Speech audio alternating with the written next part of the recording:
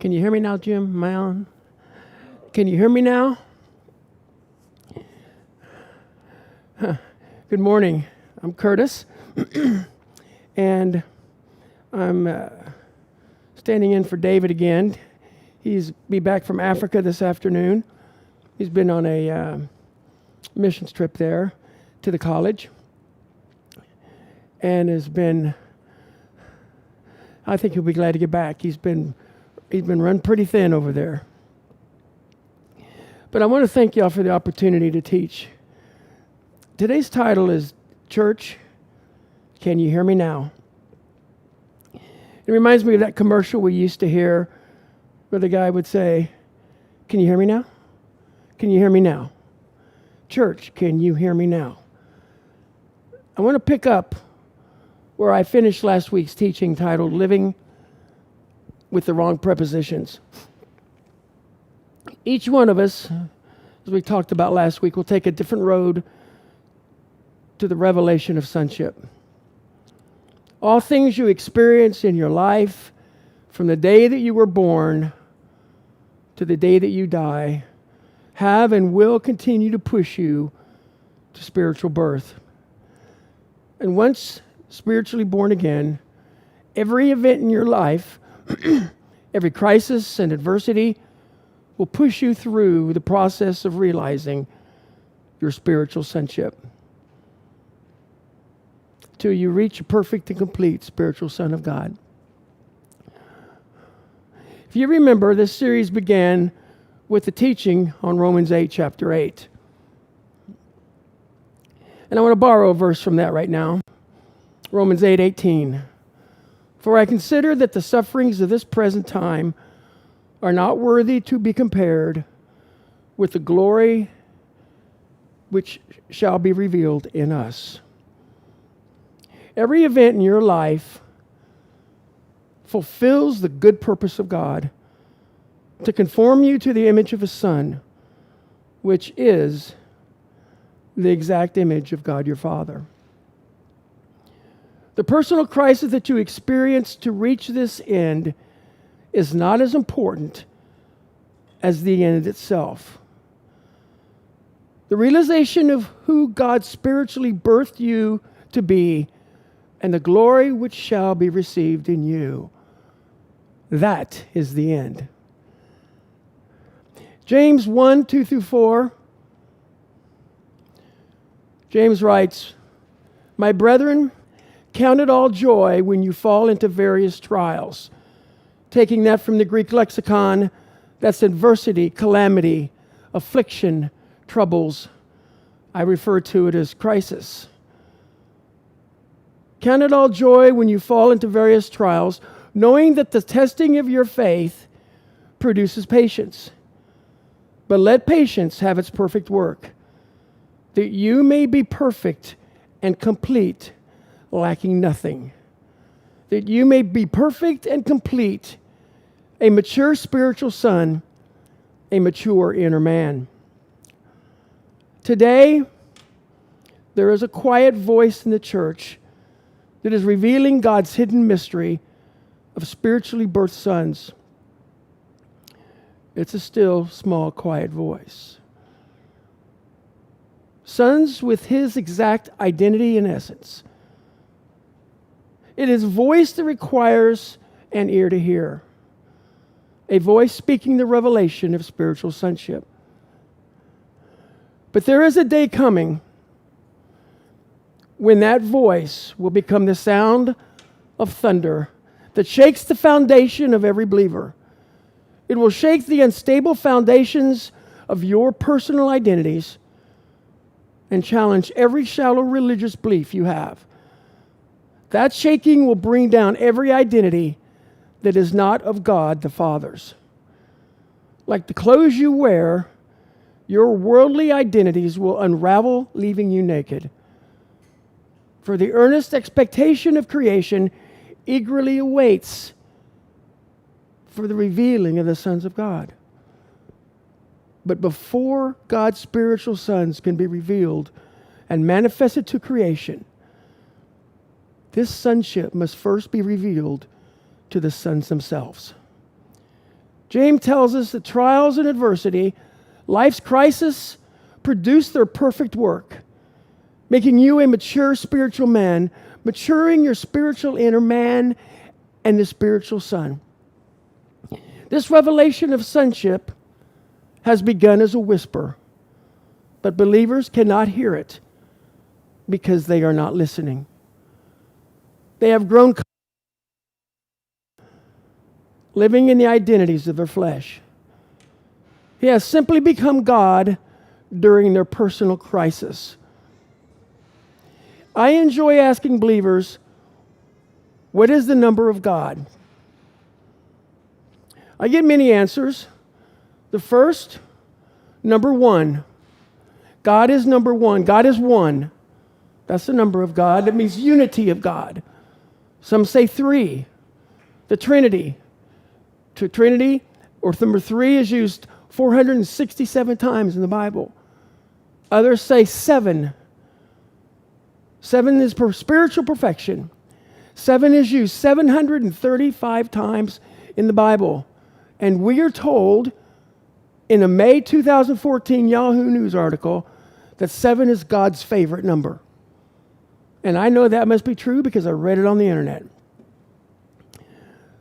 The number 777 is the threefold perfection of the Trinity. So, between those 4, envelope please,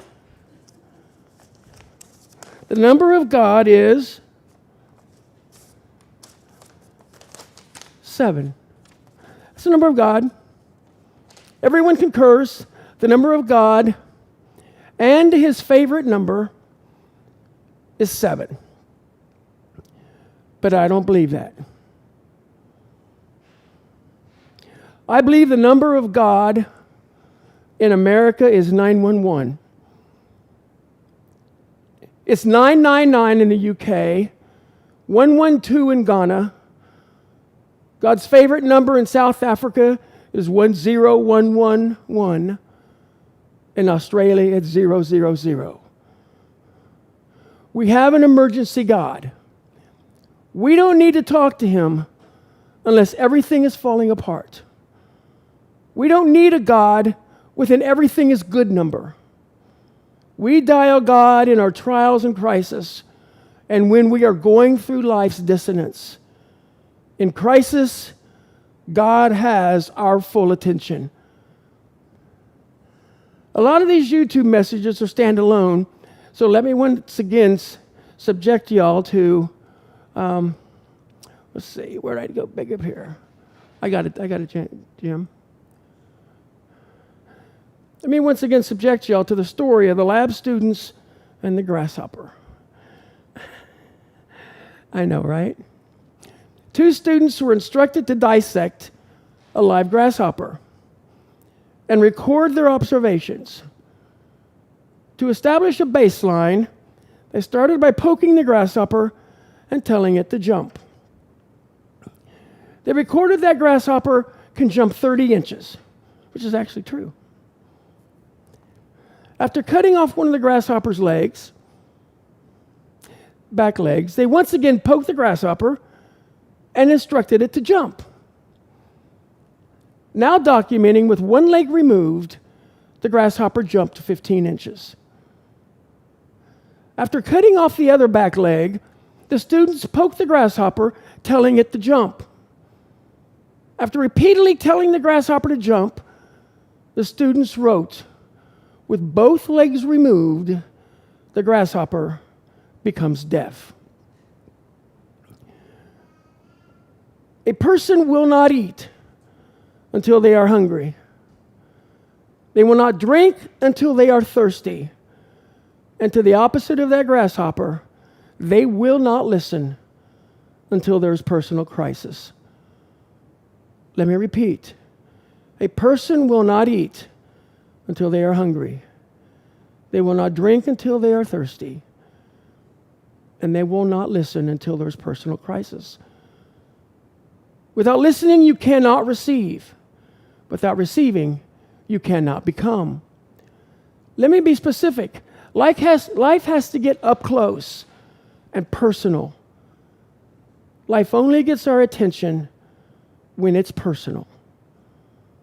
God only seems to get our attention when I am the one affected.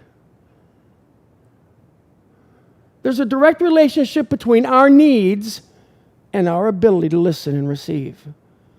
In Luke chapter 15, verse 3 through 18, that is exactly what we see in the prodigal son.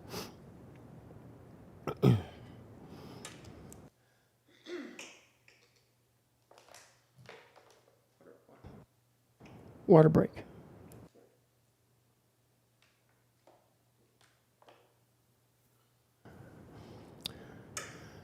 Jesus continued, there was a man who had 2 sons. The younger one said to the father, Father, give me my share of the estate. So he divided his property between them.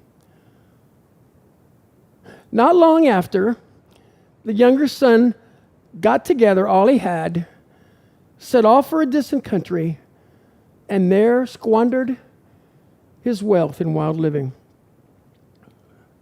After he had spent everything, there was a severe famine in that whole country, and he began to be in need.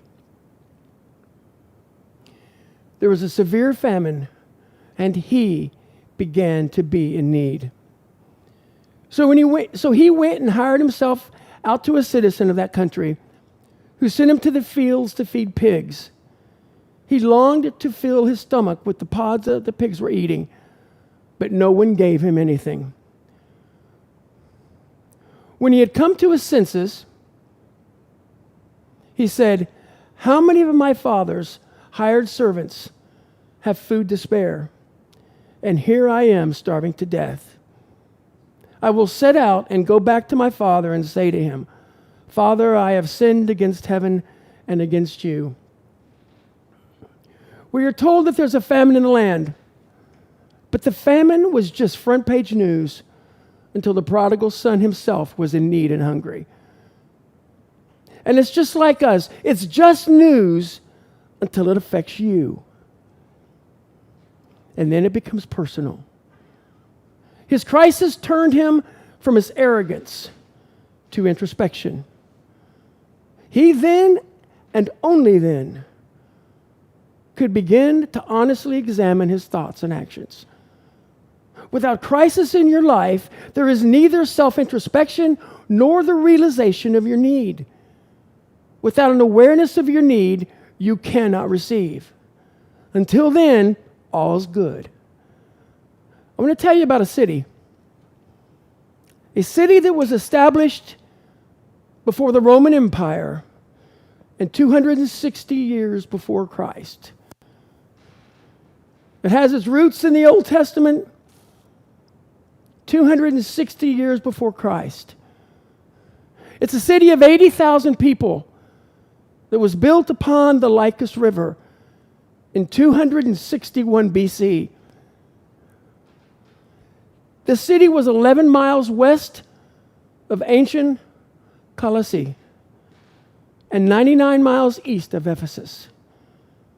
Its architectural site today lies within modern-day Turkey. It originated as a common and insignificant city. In 2020 BC, it became a city of great wealth. By 133 BC, it had fallen under Roman control, where it suffered greatly from the Mithridatic Wars between 88 BC and 63 BC. But, benefiting from their position on the trade routes, their banking community, and their famous black wool trade, it became a flourishing and very wealthy commercial center in Asia Minor. In 60 AD, during the reign of Nero, the city was destroyed by a devastating great earthquake. But the wealth of that city was so great that it rebuilt itself without the help of the Roman Empire. It'd be like destroying Dallas, and Dallas says, well, hey, we got money, we'll just rebuild it ourselves. No government aid. It was once again famed for its wealth, the Greek arts, the culture, the science, and literature, as well as having founded a great medical school. The medical school was known for compounding medicines and ointments for the sick.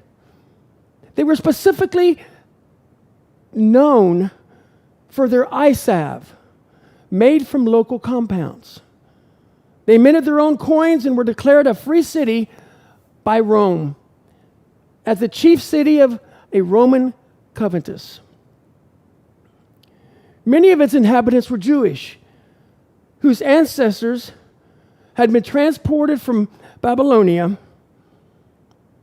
and with this large Jewish community, it became a very early seat of Christianity. Converted Jews, Christian Jews.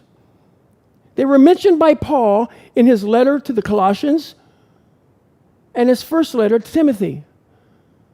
Paul's epistles were also read within their church assemblies. Recent archaeology attests to its former greatness. To date, the Senate chambers, the stadium, the baths, the temples, the gymnasium, theaters, and the Ephesus gate have been renovated. The archaeological effort has also discovered the remains of their extensive aqueduct system, then incorporating a siphoning system, double pressurized pipeline, header and terminal distribution tanks, and extensive clay pipelines that distribute to the city the water. The city was advanced, very wealthy, very educated.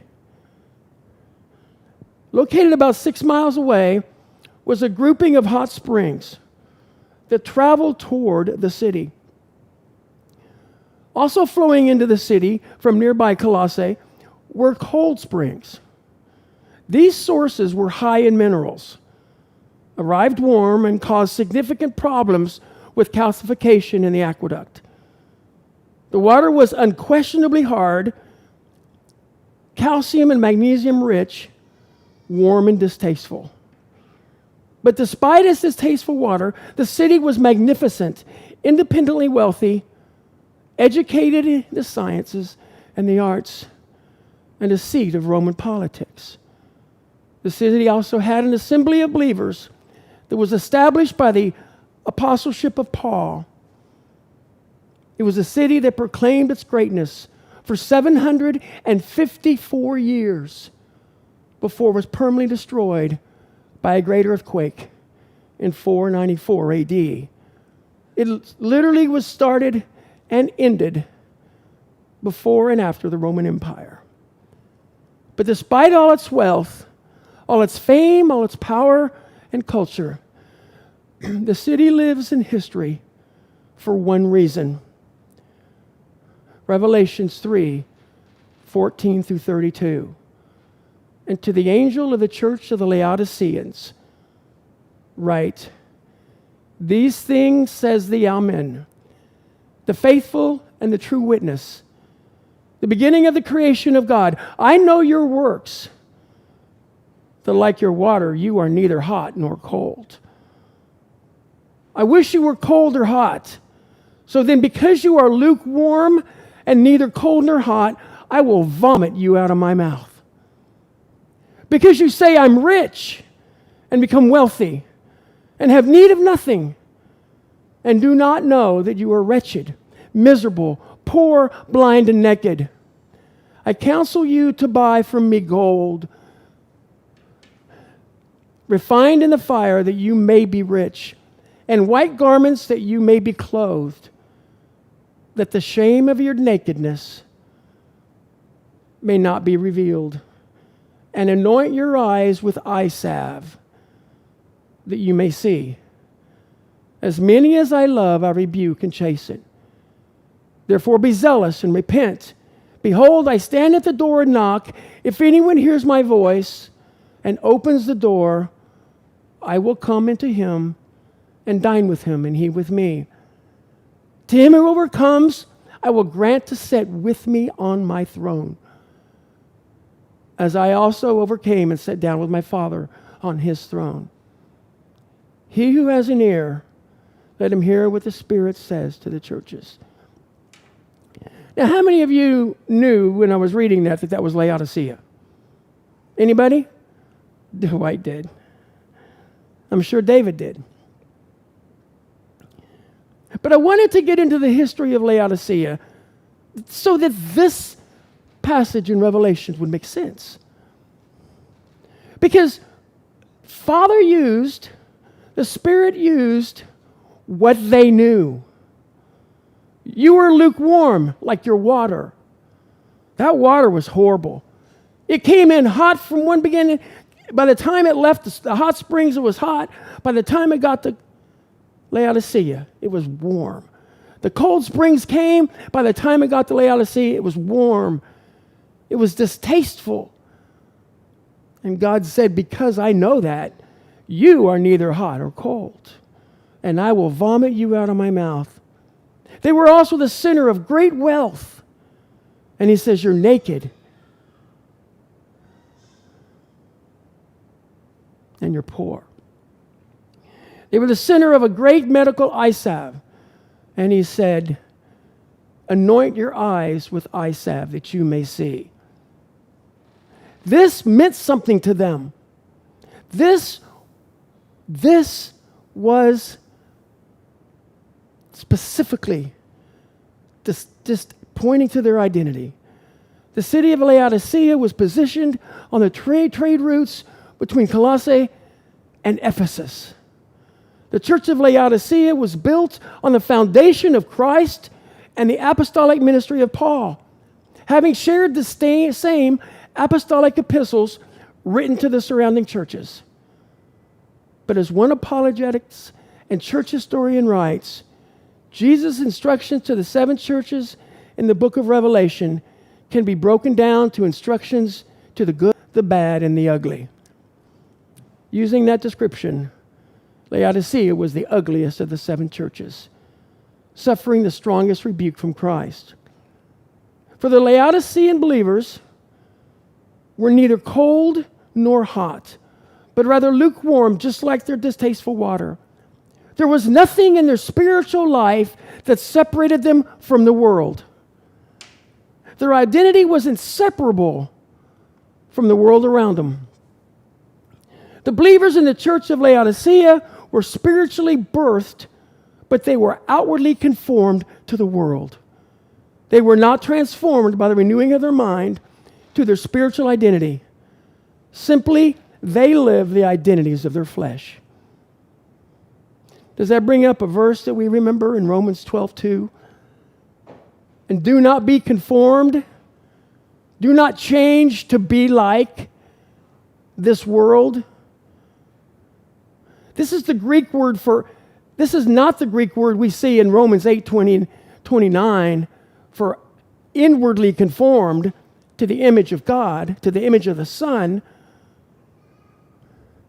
This is the Greek word that means to be like, to change outwardly, to conform, to be like someone or something.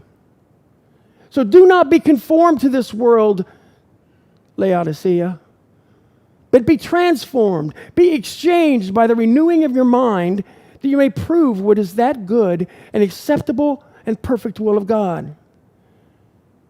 Earlier in Romans, Paul had written, for those who live according to the flesh set their minds on the things of the flesh, but those who live according to the Spirit, the things of the Spirit. For to be carnally minded is death, but to be spiritually minded is life and peace. Because this carnal mind is enmity against God. For it is not subject to the law of God, nor indeed can be. So then those who are in the flesh cannot please God. And if that identity is the identity of the flesh, it will be unacceptable and he will spew you out of his mouth. When I read the rebuke to the church of Laodicea, my thoughts go directly to the church today. Believers that conform to the identities of this world and have become dull of hearing, and they no longer care. Like the Laodiceans, they say, I'm rich, I've become wealthy, I have need of nothing. but we do not know that we are wretched, miserable, poor, blind, and naked. Believers attend churches that tickle their ears and denominations that align with their political, sexual, cultural, and religious identities.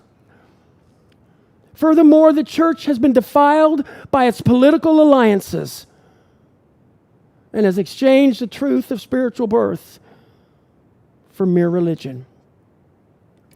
This is not the gospel of which we are ambassadors. This does not reveal the mystery of spiritual sonship through spiritual birth. The church today preaches an impotent gospel, a gospel that produces neither spiritual sons nor the identity of God the Father.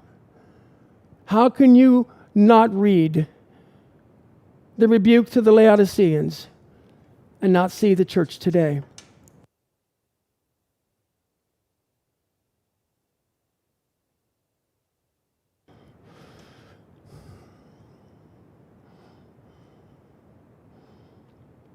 In Hebrews 12, 4 through 11, written 25 to 30 years before John's revelation and before this rebuke to the church of Laodicea, we read, "Not yet have you resisted unto blood, struggling against sin, and you have forgotten the exhortation that addresses you as sons, addresses you as two sons. My son, do not regard lightly the Lord's discipline, nor faint being reproved by him. For the Lord disciplines whom he loves, and he scourges every son whom he receives. If you endure discipline, God is treating you as sons. For what son is there whom his father has not disciplined? But if you were without discipline, of which they all have become partakers, then you are illegitimate children and not sons. Furthermore, indeed, we have had fathers of the flesh, correctors, and we respect them. And shall we not much more be in subjection to the Father of spirits, and shall live?" The chapter in Hebrews that began with the same admonishment as Christ to the church of Laodicea, 25 or 30 years before the revelation of John, now concludes with the shaking of the heavens and the earth. 15 verses down from what I just read in Hebrews, it is written, "Take heed lest you refuse the one speaking. For if they did not escape, having refused the one divinely instructed them on earth, much less we, turning away from the one from the heavens, whose voice shook the earth at that time. But now he has promised, saying, Yet once more I will shake not only the earth, but the heaven. And this, yet once more, signifies the removing of the things being shaken, as having been created, so that the things not being shaken should remain. The things that are created will come apart, but the things not being shaken should remain. Everything created, including every identity that we have created for ourselves. Verse 28, therefore receiving a kingdom not to be shaken, we may have grace by which we may serve God well-pleasingly with fear and reverence, for also our God is a consuming fire. In the Sonship and Identity Conference on March 14, 2020, 17 months ago, and before the shutdown of life by every country in the world, the Father gave me a teaching titled Old Wineskins, Living Outside the Knowledge of the Spiritual Son. Most of you on Zoom were here. Let me go back and read an excerpt from that teaching 17 months ago. This is a quote. There is a painful travail that has arrived that will begin to reveal the sons of God. It is naive to believe that this laboring travail will only reveal the sons of God to the creation. Before it can be revealed to the authorities, the powers, and principalities of the heavens and earth, It must be revealed in you and to you. Travail and crisis will expose the true foundation of our identity. Any personal identity that is not the identity of the spiritual birth son will fail in a crisis. God will shake every foundation of every man's identity. Our God has already begun this shaking. Today's headlines, this is 17 months ago, the CDC's worst case scenario for the coronavirus in America is between 160 million and 214 million people in the U.S. could be infected over the course of the epidemic, and it's still going. Experts say that as many as 1.7 million Americans could die. The world we have known has ended. Everything in the world has come to a complete stop. The virus knows no cultural, political, or sexual boundaries. Simply, the virus does not discriminate according to your personal identity. It crosses all identity boundaries and creates fear and hopelessness. 2/3 of Americans are concerned that they will contract the virus. 17 months later, I can clearly see that the year 2020 was just the beginning of that still small voice of the Father. The common plea I hear from those around me has been, when is life going to become normal again? When is normal going to happen? I just want to get back to the way it used to be. I just want it to get back to normal. I will answer that for you. It won't. Life will never become normal again. Normal as you knew then, and very soon the normal that you even know today will never return. Your usual, your expected, your routine, and your typical are over. Every day that you wake up, the unexpected will shake your life. Fear penetrates and will continue to penetrate the cracks in your foundation. Fear will permeate your thoughts and actions. I have seen that normal is the glue that holds the fabric of life together. Normal is the glue that holds the fabric of your life together. The world needs normal. When things are not normal, it becomes crisis. It becomes personal. The virus kept children at home. Parents had to stay home. It wasn't normal. It was crisis. People lost their jobs. People couldn't work. It was crisis. In every aspect, life lost its normal routine. Without normal, life comes apart. The world and identities that you've built depend on normal to survive. What good are the shallow identities of your flesh when crisis arrives? What good are 57 gentle identities when you've lost control?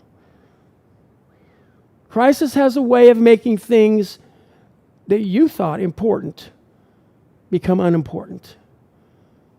It makes you introspective and forces you to ask the hard questions. Instability and crisis causes you to listen. It now affects your life and becomes personal.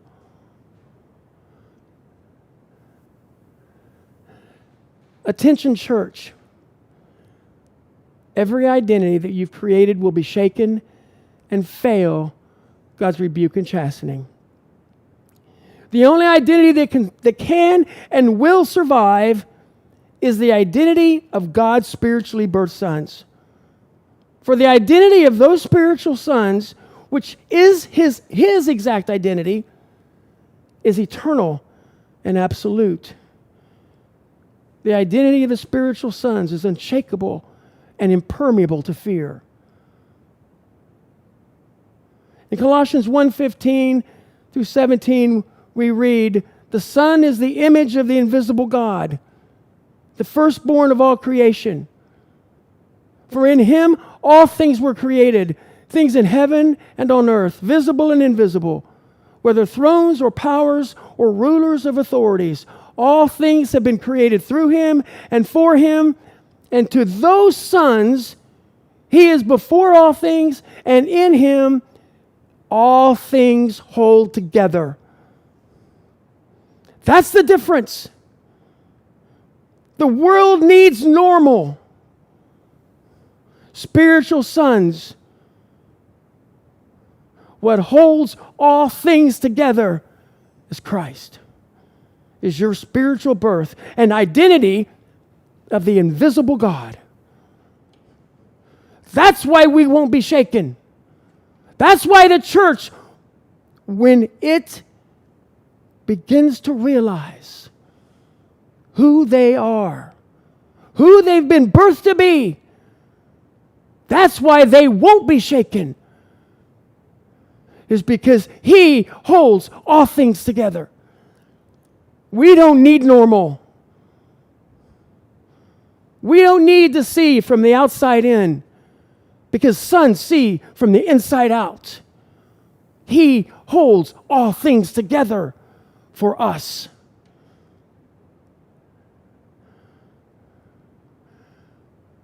God is shaking normal. God is shaking the world's new normal. Everyday normal will be shaken. He's shaking the adhesion that holds life together. But behold, church, Christ stands at the door and knocks, and if anyone hears his voice, opens the door and receives, to him will give the power to overcome. Normal will no longer be what holds your life together, but Christ, in whom all things were created, and in whom all things hold together. For today, God is revealing spiritual sonship and the true single identity of that spiritual son, his identity. And that identity is eternal, it's absolute, and can never be shaken. For in Christ, all things hold together. And we will stand with his identity. And let me ask, church, can you hear me now? He who has an ear, let him hear what the Spirit says to the churches. Live as the spiritual son of God, because that is exactly who you are, today, tomorrow, and forever. Amen.